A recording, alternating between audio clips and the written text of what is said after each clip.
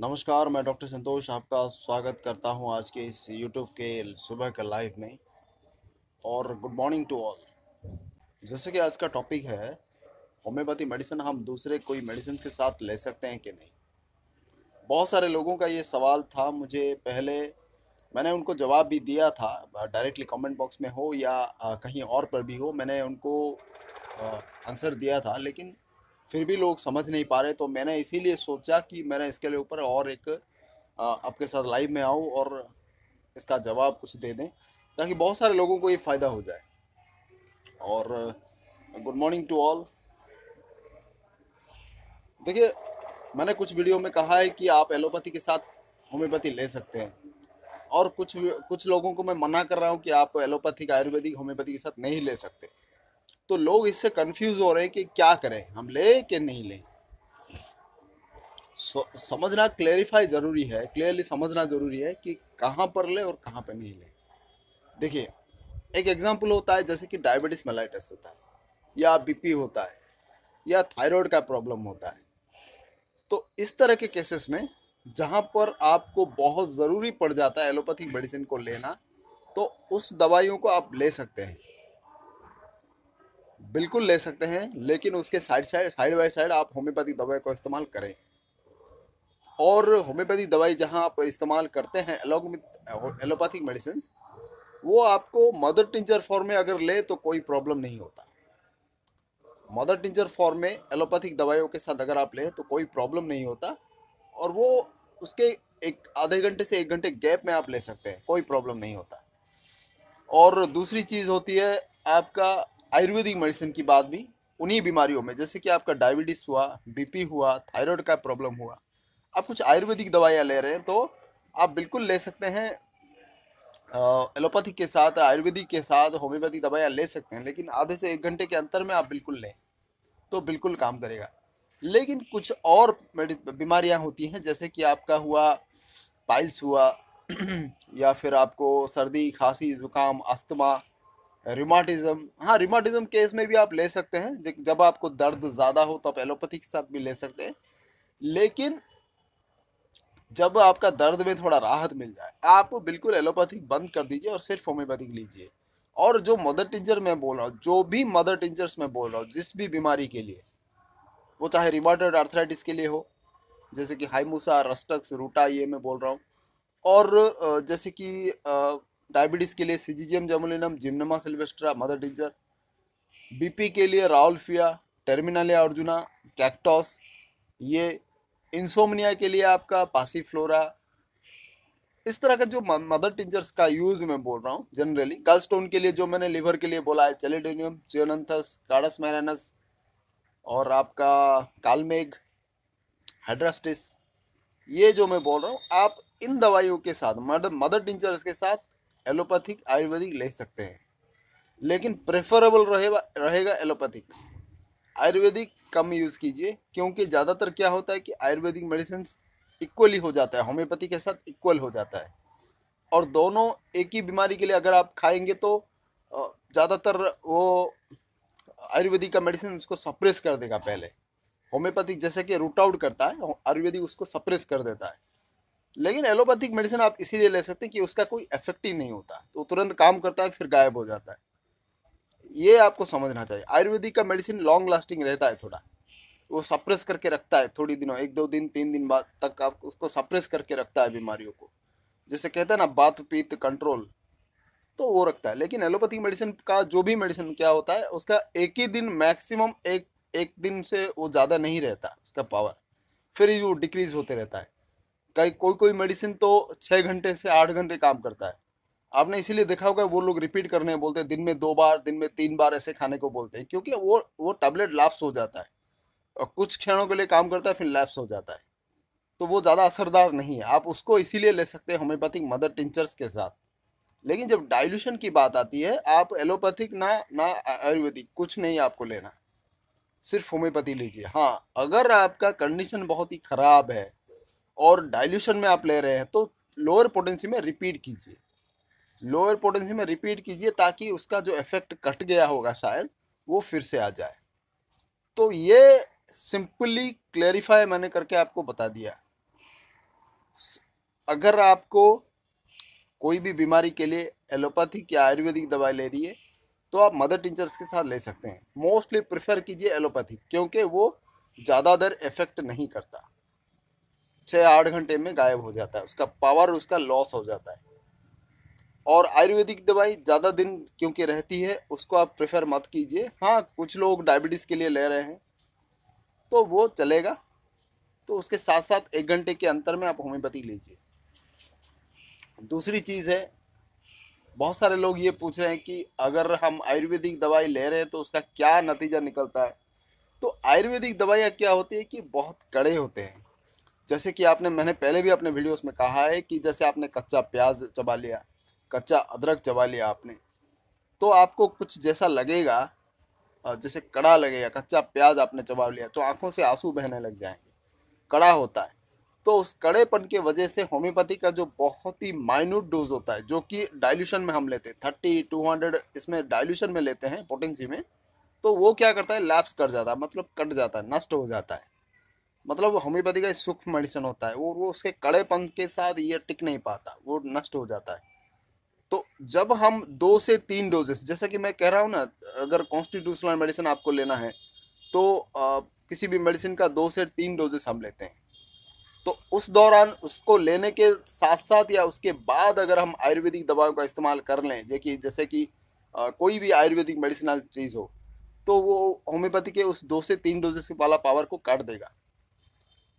जब आप 30 पोटेंसी में लें तो वो रिपीट होता रहेगा, उसके लिए कोई प्रॉब्लम इतना नहीं होता। जब 30 पोटेंसी में लें तो ये सोचना ज़रूरी, ये समझना ज़रूरी हो जाता है कि कौन सी पोटेंसी और कैसे लेनी है। तो ये तो था आज का मेरा टॉपिक। अब कुछ आपको फिर भी कुछ डाउट है तो आप पूछ सकते हैं मुझे, मैं बिल्कुल जवाब दूंगा। और जो मेरे भाई देख रहे हैं, मैं उनका सवालों का जवाब थोड़ा दे देता हूँ। आशीष शर्मा जी, हेलो सर, हाय। लवेश जी, नहीं हुआ, क्या नहीं हुआ लवेश जी? रंजीत मित्रा जी, सर मैं एंडोस्कोपी रिपोर्ट भी सेंड कर रहा हूँ, उसके लिए कोई मेडिसिन लेना पड़ेगा क्या, या सिर्फ एलो? हाँ, अभी के लिए आप सिर्फ एलोज लीजिए, फिर 7 दिन के बाद अब मुझे बोलिए कि कैसा लग रहा है, क्योंकि जो पहले एंटामिक हिस्टोलिटिका है ना आपका, उसका मारना ज़रूरी है।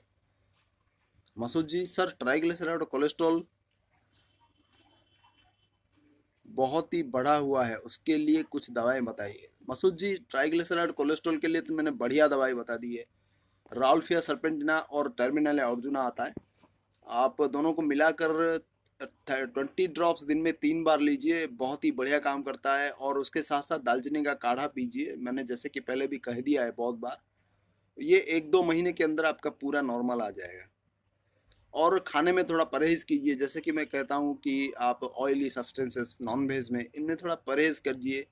नारियल ये थोड़ा कम खाइए तो आपका बिल्कुल ठीक हो जाएगा। सोवन जी, सर वाई मदर टिंचर्स में अल्कोहल 74 पोटेंसी 90% रहते हैं, तो इसका रीज़न क्या है? और सर हम 3-4 बीमारियों की दवा एक साथ खाएंगे तो दिक्कत नहीं होगी? नहीं, अल्कोहल जो दिया जाता है इसमें सोवन जी, वो प्रिजर्वेटिव के लिए, जो मेन मेडिसिन होता है ना, वो उसको प्रिजर्व करने के लिए वो दिया जाता है। वो प्यूरिफाइड अल्कोहल होता है, उसका कोई इतना इफेक्ट नहीं होता।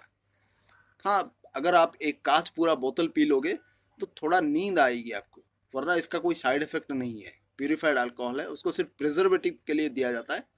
और 3-4 बीमारियों के लिए आप दवाई ले लेंगे तो कोई प्रॉब्लम नहीं है, लेकिन आधे घंटे के अंतर में आप लीजिए तो बेस्ट काम करेगा। आशीष शर्मा जी बोले, सर मैं मॉर्निंग में ठीक हो जाता हूँ, बट शाम को 5 बजे करीब मेरे सर में दर्द होता है, बीच में और पीछे।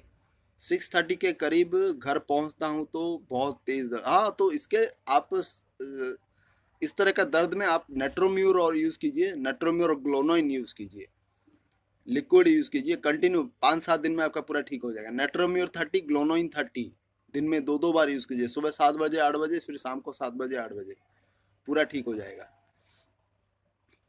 और जावेद जी बोल रहे हैं, हाय सर, एक लड़का है जिसकी 15 है, लेकिन वो बच्चों की तरह बिहेव करता है, उसके लिए तो बारेटा कार्ब है। बारेटा कार्ब 200 आप दीजिए, 30 पहले शुरू कीजिए, दिन में 2-2 बार करके, फिर 15 दिन लेने के बाद उसको 200 देना, और 200 3 से 4 डोजेस देकर बंद कर देना।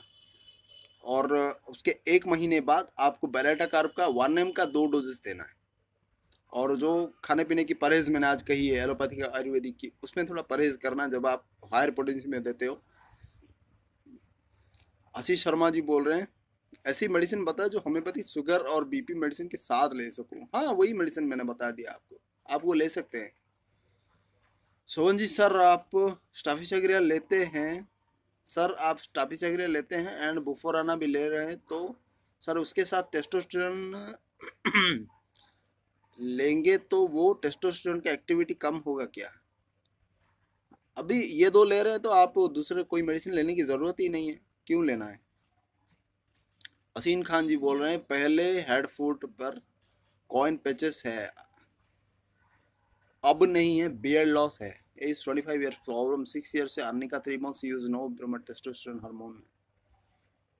तो ये एलोपेशिया एरियाटा का केस है ना, पहले हेड और फुट पे कॉइन पैचेस है, कॉइन जैसा पैचेस हो रहा है। तो मैं भी आपके हेयर के लिए बोल रहे हैं कि स्किन के लिए बोल रहे हैं? स्किन में होगा तो रिंग वर्म होगा, हेयर में होगा तो पैचेस हो, ये एलोपेशिया होगा।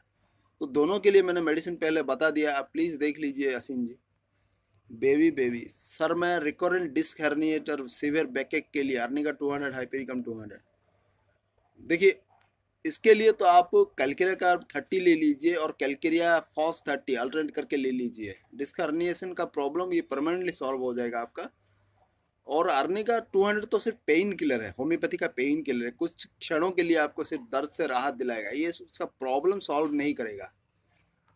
जॉय मैक्स जी बोल रहे हैं सर मेरे एक दोस्त को गुटखा खाने की वजह से माउथ माउथ नहीं खुल रहा है, तो उसके लिए मैक्सोल नंबर 1 दवाई है।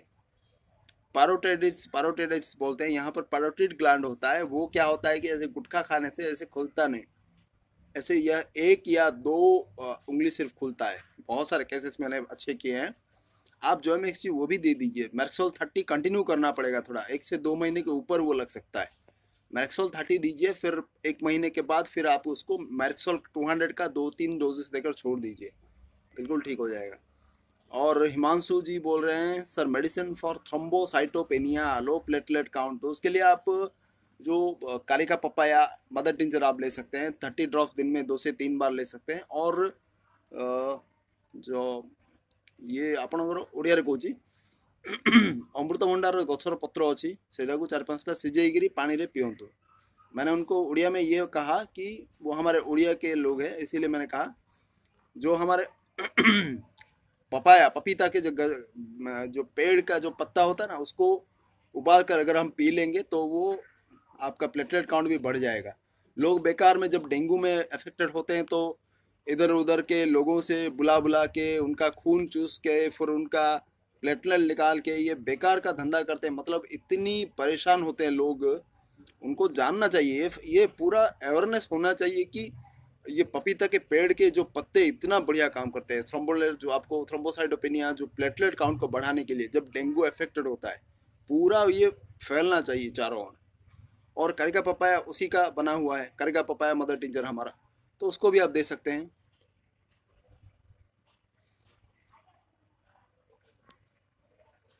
असीन जी बोल रहे हैं फीवर मेडिसिन घर पर यूज हो sir, body pain, head pain, aconite belladonna, ये अल्टरनेट करके आप दे सकते हैं, बहुत ही बढ़िया काम करेगा 30 पोटेंसी में दोनों दोनों। हिमांशु जी सर नवरात्रि में होम्योपैथी मेडिसिन ले सकते हैं, कॉन्टेंस अल्कोहल? हाँ, कोई बात नहीं, ये प्यूरिफाइड अल्कोहल, ये नॉर्मली जो शराब नहीं है। ये आपको बहुत लोगों को ये गलत फहमी है। बहुत लोग पूछते हैं कि ये शराब है, इसमें कुछ ऐसा हो जाएगा, साइड इफेक्ट हो जाएगा, रिलीजियस की नज़र से भी खराब है। ये अल्कोहल वो शराब नहीं है, इसे कहते हैं सिर्फ अल्कोहल। ये प्यूरिफाइड बहुत ही मेडिसिन की तरह अल्कोहल है, जो सिर्फ इसीलिए यूज़ किया जाता है क्योंकि वो जो मेडिसिन है नष्ट ना हो जाए, खट्टा ना हो जाए। आप लोगों ने देखा होगा जो एलएम पोटेंसी 10 बार स्ट्रोक करके यूज़ करते हैं, वो उसमें अल्कोहल की मात्रा बहुत ही कम होती है। तो क्या होता है कि 15 दिन के बाद वो खट्टा पड़ जाता है, वो होम्योपैथी मेडिसिन खट्टा पड़ जाए, मतलब नष्ट हो गया। तो ये नष्ट ना हो जाए होम्योपैथी मेडिसिन, इसको प्रिजर्व करने के लिए अल्कोहल दिया जाता है। इसमें कोई खराबी नहीं है, ना ही रिलीजियस दृष्टि से कोई खराब है।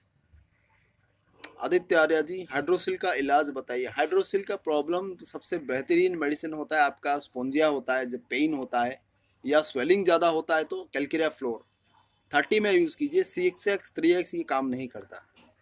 रंजित मित्रा जी, सर वो इरोजन हुआ है एसिड, वो ठीक हो जाएगा, आपका ठीक हो जाएगा।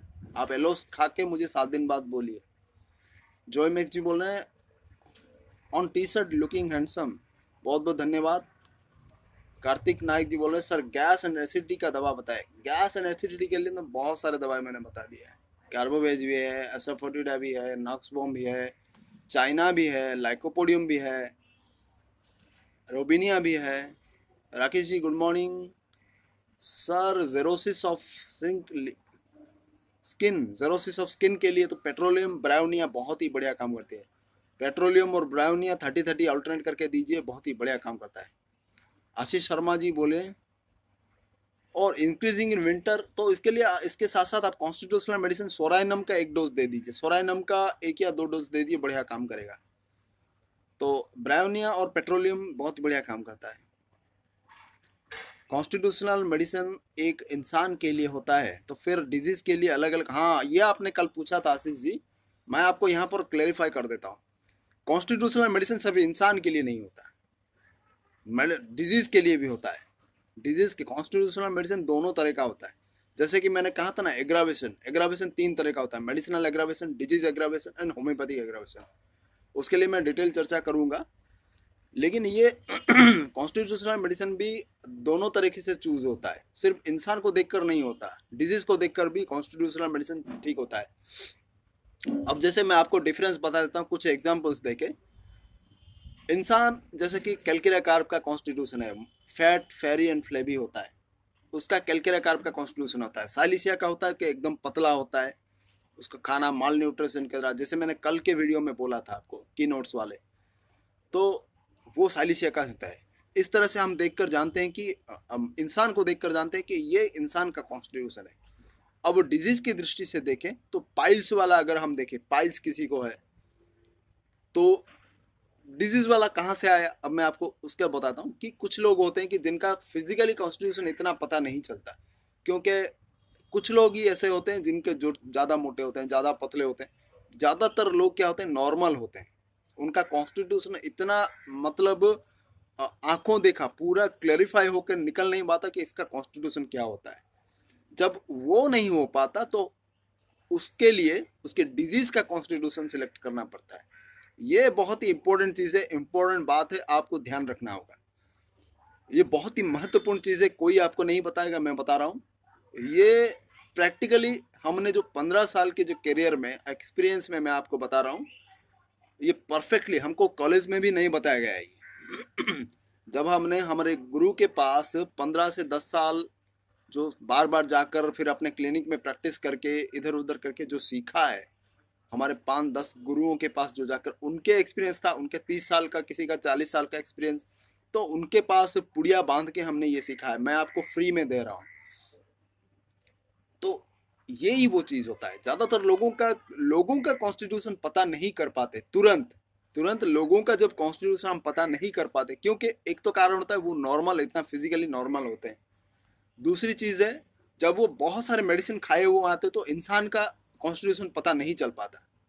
तो उस वक्त हम क्या करते हैं कि मेडिसिन डिजीज का कॉन्स्टिट्यूशन पता लगाते हैं पहले, फिर उसको सॉल्व करते हैं, फिर जाकर 3-4-5-6 महीने के बाद इंसान का कॉन्स्टिट्यूशन पता करके फिर उसको मेडिसिन देते हैं।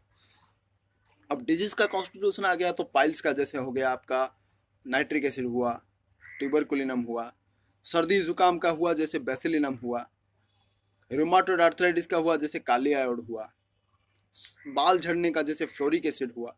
ये कुछ डिजीज के रिलेटेड कॉन्स्टिट्यूशनल रेमेडी होते हैं जो हम बताते हैं पहले, फिर उसका सॉल्यूशन हो जाए, फिर उसका बॉडी में डिटेल झांक के उसका केस टेकिंग करके केस एनालिसिस करके फिर उसको हम इंसान का कॉन्स्टिट्यूशनल रेमेडी देते हैं। ये बहुत ही बढ़िया चीज़ कही है आपने। और ये आशीष जी का सवाल था शायद, हाँ आशीष जी का, आशीष शर्मा जी का सवाल था। राकेश जी बोल रहे हैं इंक्रीज इन विंटर, तो बिल्कुल आप सोराइनम दे दीजिए, दे दिया, thank you sir. Aditya ji बोल रहे हैं 30 पोटेंसी का मतलब बता दिए। 30 पोटेंसी मतलब आप दुकान में मांग लीजिए, वो बता देगा आपको। और जॉय मैक्स जी बोल रहे हैं थैंक्स अगेन फॉर मेडिसिन बताने, बहुत बहुत धन्यवाद जॉय मैक्स जी। सोवन जी सर, स्टेपिसेग्रा 30 बुफोराना 200 की टेस्टोस्टेरोन 30 की एंटीडोट होने का मतलब क्या? किसी का आप बुफोराना 30 ले लीजिए, 30 लीजिए, कोई किसी का एंटीडोट नहीं करेगा। सर रंजीत जी बोले सर आप कल जो बोल रहे थे कॉन्स्टिट्यूशनल मेडिसिन लेने को, वो एबीबी लेने की ज़रूरत नहीं है। नहीं, अभी लेने की ज़रूरत नहीं है, आप पहले एलोस लीजिए, फिर उसके बाद देखते हैं। अजय साइनी जी बोल रहे हैं doctor good morning. Ajay ji बोल रहे हैं doctor I have gallstone 18 mm single, tell me constitutional medicine dissolve. देखिए अजय जी, मैंने पहले भी अपने वीडियोस में बोल भी दिया है कि जब आपका गॉलस्टोन 10 mm से ज़्यादा हो, 10 mm या 12 mm से ज़्यादा हो तो मुश्किल होती है। इसके लिए आपको ऑपरेशन के लिए तैयारी करना पड़ता है, लेकिन उसके साथ साथ आप, अगर आपका तेज़ दर्द ना हो पेट में, तो आप बिल्कुल ले सकते हैं जो मैंने कहा है। आपका लीवर के लिए जो 5 remedies, mother tinctures, chelidonium chionanthus, carduus marianus, kalmegh and hydrastis, इनको ले सकते हैं। कोलेस्टेरिनम कैल्केरिया कार्ब भी साथ साथ ले सकते हैं 200 पोटेंसी में। लेकिन दर्द अगर ज़्यादा हो तो ऑपरेशन करवा लेना चाहिए। और बहुत सारे लोगों का अभी भी ले रहे हैं, उनका साइज़ भी कम हो गया है, तो बिल्कुल आप यूज़ कर सकते हैं इन दवाइयों को। आशीष जी बोल रहे हैं मान लिए मान लिए आपको पर्सन के कॉन्स्टिट्यूशनल मेडिसिन पता चल जाए और डिजीज़ का भी, तो कौन सा देना चाहिए? तो दोनों का अगर आपको पता चल जाए तो पहले डिजीज़ का देना चाहिए। पहले डिजीज़ का कॉन्स्टिट्यूशन देकर उसको सप्रेस कर देना चाहिए, फिर उसको कंट्रोल में लाना चाहिए। फिर जब आपका इंसान का कॉन्स्टिट्यूशनल रेमेडी देंगे तो वो रूट आउट होगा। ये उसका टेक्निक है। नाइट्रिक एसिड पाइल्स का कॉन्स्टिट्यूशन मेडिसिन है, तो इसको डॉक्टर एक्यूट में क्यों देते हैं पाइल्स में? देखिए, नाइट्रिक एसिड एक्यूट में नहीं देते। एक्यूट में उसका लोअर पोटेंसी जब देते हैं वो एक्यूट में जाता है, जब हायर पोटेंसी में हम देंगे तो वो कॉन्स्टिट्यूशनल में जाएगा। ये पोटेंसी का मतलब है, पोटेंसी का डिफरेंस है। मेडिसिन का ज़्यादा इतना मायने रखता, मे भी वो डीप एक्टिंग रेमेडी है। जब हम उसको लोअर पोटेंसी में देते हैं तो वो एक्यूट में जाता है। और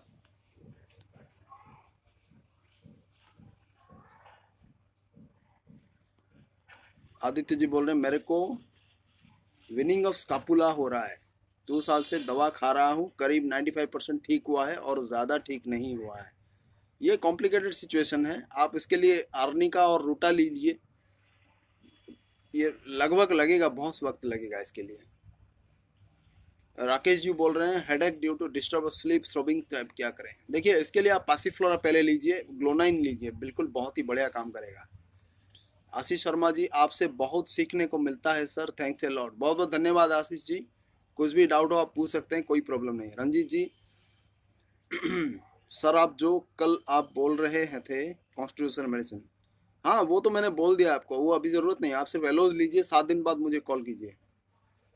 आशीष जी बोल रहे हैं आप जैसे हैं गाइड करते रहिएगा, थैंक यू सो मच। बहुत बहुत धन्यवाद आपको आशीष जी। जॉमिक जी बोल रहे हैं सर रॉन्ग मेडिसिन एंड सारे एलोपैथी का जहर को उतारने की मेडिसिन। देखिए, ये बहुत सारे लोग पूछ रहे हैं कि एलोपैथी का साइड इफेक्ट काटने के लिए। कल ही मुझे पाकिस्तान के कराची से किसी ने फ़ोन किया था, तो उन्होंने कहा था कि किसी डॉक्टर ने उनको 200 पोटेंसी को रिपीट करने के लिए दे दिया था, उनको कुछ प्रॉब्लम है, रिमोटेड आर्थराइटिस का प्रॉब्लम था शायद। तो मैंने उनको ये कहा कि आप जब होम्योपैथी का जो 200 का रिपीटेशन वाला पोटेंसी होता है, आप उनको काटने की कोई ज़रूरत नहीं है। आप कुछ दिन छोड़ दीजिए, वो ऑटोमेटिकली चला जाएगा, क्योंकि मेडिसिनल डिजीज़ ज़्यादा देर ठहरता नहीं है। और रही बात एलोपैथिक के साइड इफेक्ट की, आप उसके लिए नक्सबोम ले सकते हैं, सल्फ़र ले सकते हैं। अगर सल्फ़र आप तब लीजिए जब आपको कोई स्किन का प्रॉब्लम ज़्यादा ना हो। स्किन का प्रॉब्लम में आप सल्फ़र मत लीजिए, वरना एग्रावेशन हो जाएगा वो।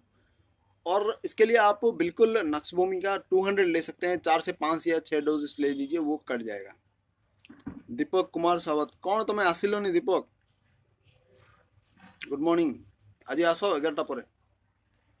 Ajay Saini ji, thanks doctor, God bless you, बहुत बहुत धन्यवाद।